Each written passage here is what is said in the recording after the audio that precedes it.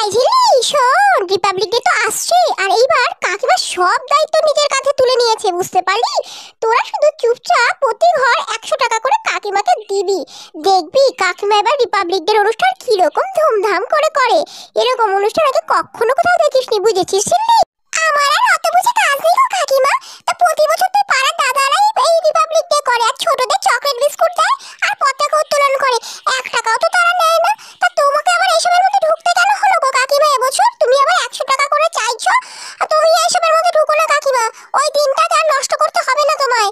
এই কি ব্যাপার বলো তো ঝিমলির মা, এই কাকিমা আমাদের সবাইকে এখানে কেন ডাকলো বলো তো? বললো তো তুমি কি বিশেষ আলোচনা আছে রিপাবলিক ডে নিয়ে। এই মহিলাকে না কোনো বিশ্বাস নেই। এই চুপ করো চুপ করো, দেখো আসছে। এই তোমাদের সবাইকে পাঞ্চুয়ালিটি দেখে আমি খুব খুশি হয়ে গেছি। শোনো, এই কাকিমা এবছরের রিপাবলিক ডে সব কাজের দায়িত্ব নিজের কাঁধে তুলে নিয়েছে। শুধু সবাই 100 টাকা করে দিয়ে দেবে, ব্যাস সবার দায়িত্ব শেষ। কিন্তু কাকিমা আমরা তো কোনোদিন 1 টাকাও দিইনি। আরে এবার দেবে, এবারই তো আসল চমক আছে। চলি হ্যাঁ, টাকাগুলো দিয়ে দিও কিন্তু। এই সত্যি বাবা গো, কি হবে? এই যে গিন্নি, তুমি এখানে তুমি কি শুরু করেছো বলো তো? আমাকে ওই ঝিল্লি ফোন করেছিল, বলো তুমি নাকি এবার রিপাবলিক ডে এর পুরো দায়িত্ব নিজের কাঁধে তুলে নিয়েছো, আবার পাড়ার সবার কাছ থেকে নাকি 100 টাকা করে চাঁদা চাইছো, কি নাকি বিশেষ কিছু করবে বলে। শোনো গিন্নি, ওইটা কিন্তু একটা স্পেশাল দিন, দিনটাকে কিন্তু নষ্ট করো না, তাহলে কিন্তু আমি তোমাকে ছাড়িয়ে কথা বলবো না বলে। ও বাবা, সবকিছু জেনে গেছে, কিছু একটা করে ম্যানেজ করি। আরে শোনো শোনো, ভালো জিনিস দেখতে হলে টাকা তো দিতেই হবে। এবার যা হবে না রিপাবলিক ডে তে, আর তুমি যেরকম ভাবছো ওরকম কিছুই হবে না। দেখবে এবার কিরকম জাঁকজমক এই পাড়ার কাকিমা করে। আর অনুষ্ঠানটা হোক না, তারপরেই বুঝতে পারবে। ও কমিশনার কাকু, বলছি কি, আমার শাশুড়ি মৃত্যু পথযাত্রী এক বৃদ্ধা। ওনার জীবনের শেষ ইচ্ছে ছিল উনি রিপাবলিক ডেতে একটু প্যারেড দেখতে দেখতে মরবেন। কাকু প্লিজ, আপনি যদি একটু ব্যবস্থা করে দিতেন, মানে রিপাবলিক ডে দিন যদি আমাদের পাড়ায় একটু প্যারেডের ব্যবস্থা করে দিতেন কাকু।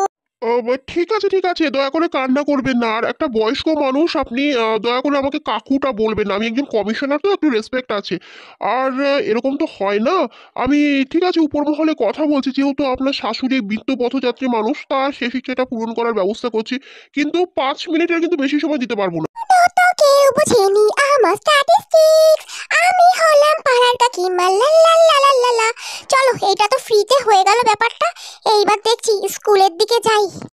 নমস্কার স্যার, আমি হলাম পাড়ার কাকিমা। তো আমি খুব বিপদে পড়েই আপনার স্কুলে ছুটে এসেছি স্যার। আপনার এই হলি চাইল্ড স্কুলটার নাম খুবই রয়েছে স্যার।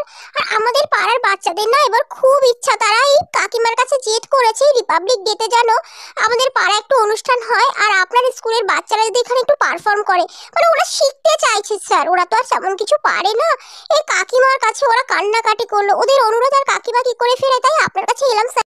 আরে বাহ, সে তো খুবই ভালো কথা। আর হবে নাই কেন? টোটাল ডিসিপ্লিনটা না আমি নিজেই মেনটেন করি, টিচার থেকে স্টুডেন্ট সব। তো ঠিক আছে, আপনি যখন এত করে রিকোয়েস্ট করছেন, নিশ্চয়ই আমার স্কুলের স্টুডেন্টরা আপনাদের পাড়ায় গিয়ে পারফর্ম করবে।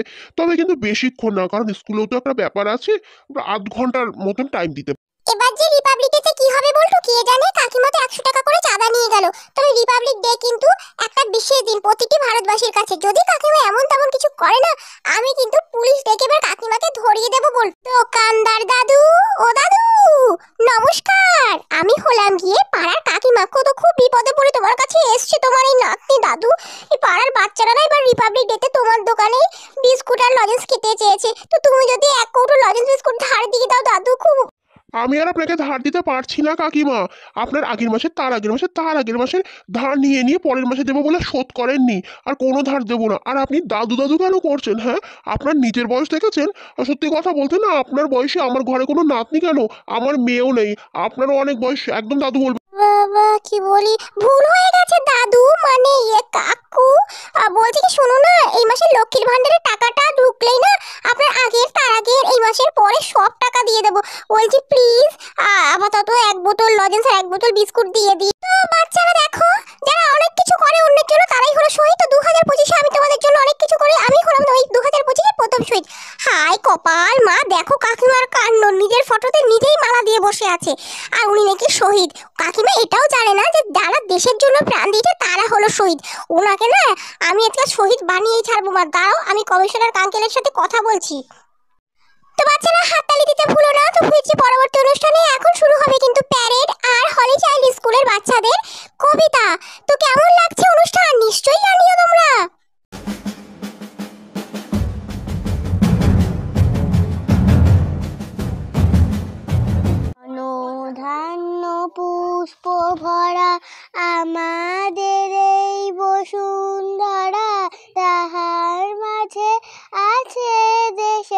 সকল দেশে সেরা, ও সে স্বপ্ন দিয়ে তৈরি সে দেশ, স্মৃতি দিয়ে ঘেরা। এই যে কাকিমা, আপনি 5 মিনিটের কথা বলে আমার প্যারেড টিমটাকে এখানে এনেছিলেন, কিন্তু 1 ঘন্টা হয়ে গেছে যাননি।